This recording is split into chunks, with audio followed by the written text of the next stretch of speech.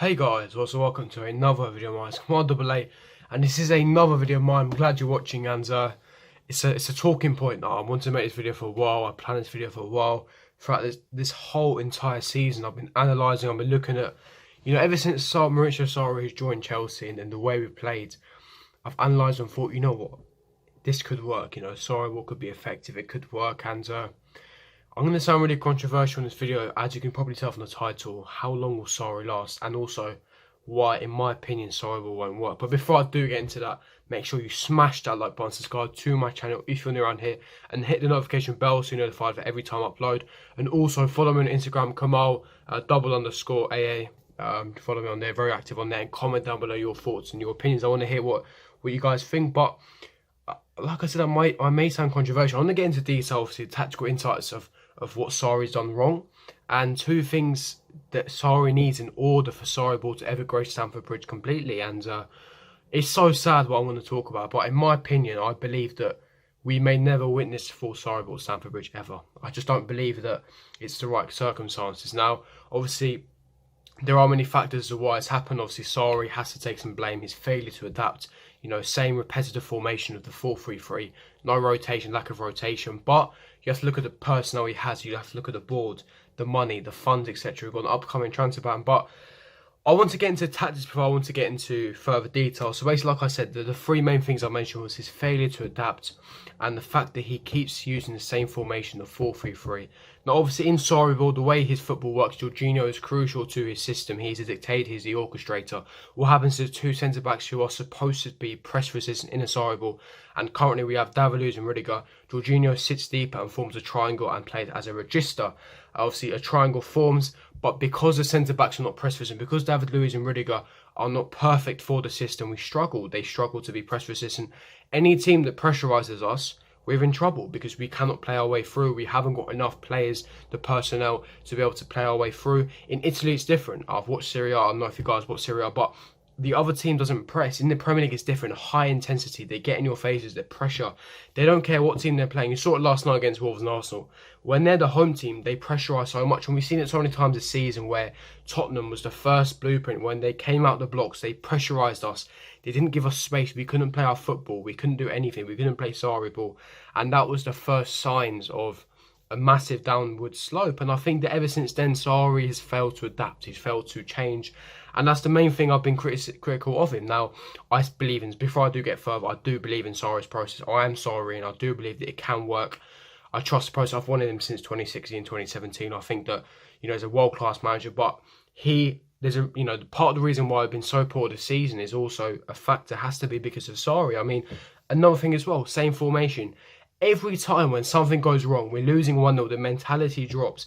Instead, what he does like-for-like substitutions. Barkley for Kovacic, Kovacic for Barkley, Olivier Giroud for Higuain, or Olivier Giroud for Alvaro Morata, Pedro for Willian, or Pedro for Hazard, Fabregas for Jorginho early in the season. And it's just the same like substitution. Never ever changes the formation. I understand he was tactically getting them ready, but he never ever switches formation to maybe a 4-2-3-1. He never ever has tried two up front. And I understand that, it doesn't really suit Sarri, but when you're chasing a result, I don't understand why he doesn't try these things. He hasn't experimented whatsoever. He keeps using the same formation. You look at what he did at Empoli. He was using a 4-2-3-1 throughout the entire Empoli career, and it worked wonders. Napoli, he tried a 4-2-3-1 at the very start of his Napoli career. It didn't work. What did he do? He switches to a 4-3-3, and it worked. With different teams, with the players you have to adapt to the players you have. Obviously, in the summer window, when we are able to get the players he needs, the top quality, top caliber players that fits his style, the personnel he needs, then he can play the style of football. But he knows that we have some parts of players that aren't suited for this attacking mechanism. We have some players suited for a defensive mechanism. And that's due to the board level. That's due to no direction from the club, no structure from the club that I keep stressing, and that we're always mismatching, buying different type of players to suit every manager. It's the same problem Man United are having. But another thing as well, no rotation whatsoever. Players getting knackered, injuries. He doesn't rotate at all. How many times has Hudson-Odoi played this season? How many times has Ruben Loftus-Cheek, how many minutes has he got? I mean, there's lack of rotation, and he uses the same players. He's used 13 to 14 squad players. He hasn't experimented other than that. And that's another reason why it's been a downfall. Now, like I said, the other thing as well is with when teams, they come across us, they use a low/mid block tactic where they sit in two banks of four. They don't allow the wingers to basically Hazard and Pedro, whoever is playing for us, to operate in those half spaces. They block the lines, and so they form basically a low to slash mid block. And this is our main weakness. We haven't broken time. How many times this season have teams come to Stamford Bridge, played a low slash mid block, and we haven't won the game? Everton, clear example. I was at that game. We drew 0-0. Southampton, another opposition, 0-0. Leicester, we lost 1-0 at home.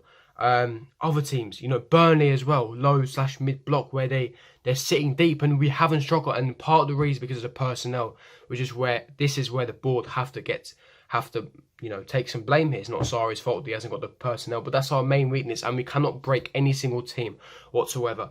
And another thing, no movement. In sarriball, the wingers playing the inside channels. There is no movement. You saw Napoli, quick 1-2 touch passing, move. The movement was everywhere. Static. All the players that are playing for us right now, they're obviously not good enough for the system, but there's no movement at all. Alonso, when he plays, no movement, static. A lot of players are not moving. And Jorginho, when he's dictating the game and he's putting those through balls, so part of the reason why he has no assists this season, because there's lack of movement up front.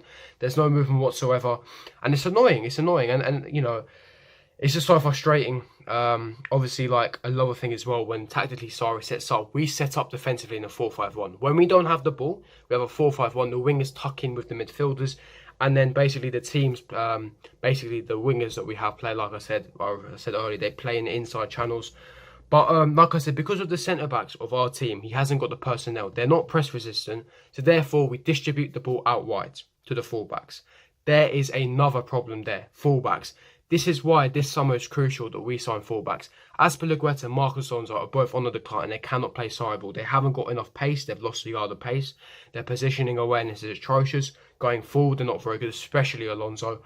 And it's annoying because when the centre-backs distribute the ball to the wide areas, we can't do anything, and that's part of the reason why we couldn't break teams down. When teams play in a low slash mid block, they're basically compact in the centre, so you can't move around. And when the wingers are inside, right, so Hazard and Pedro overplays, the fullbacks have to overlap. But that's the thing, Alonso and Azpi don't overlap. What Alonso does, absolute retard, instead of overlapping Hazard, where it allows Hazard to move inwards and Alonso out wide, dragging a fullback to allow the space, the half space, Alonso makes these stupid infield runs, so therefore Hazard is out wide, but that's not where you want him. You want Hazard near the centre, close to the goal, last 10 metres.